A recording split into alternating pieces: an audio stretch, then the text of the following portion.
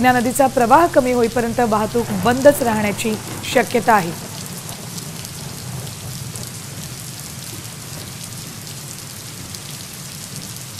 थेट पुणे सोलापूर राष्ट्रीय महामार्गावरून काय नेमकी परिस्थिती सांगतात आमचे प्रतिनिधी विश्वभूषण लिमये।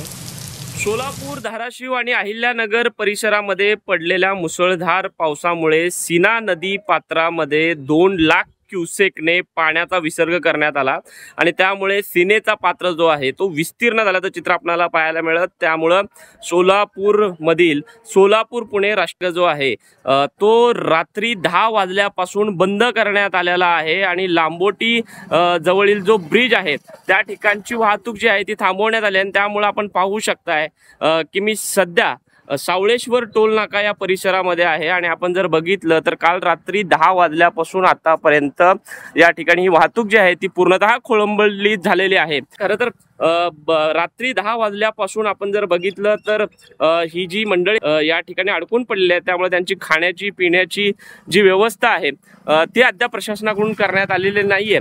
त्यामुळे जे प्रवासी आहेत ते अद्यापही या ठिकाणी अडकून पडल्याचे एकूणच चित्र आपल्याला सध्या पुणे सोलापूर राष्ट्रीय महामार्गावरती पाहायला मिळतंय।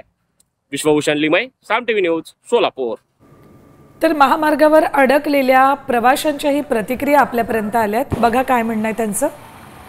तुळजापूरला ज्योत आणायला गेलो होतो, रात्री 7:30 वाजल्यापासून लांबोटी टोल नाक्यावरती ट्रॅफिक बंद केलेलं आहे। तर आणखीन पण आज 3 वाजेपर्यंत सोडणार नाही, मंत्री येऊन मीटिंग होईपर्यंत सोडणार नाही म्हणून सांगतो। 4 व्हीलर सुद्धा, मोटरसायकल सुद्धा बंद आहे। रांगा 4.5 किलोमीटर रांग लागली रात्रीपासून।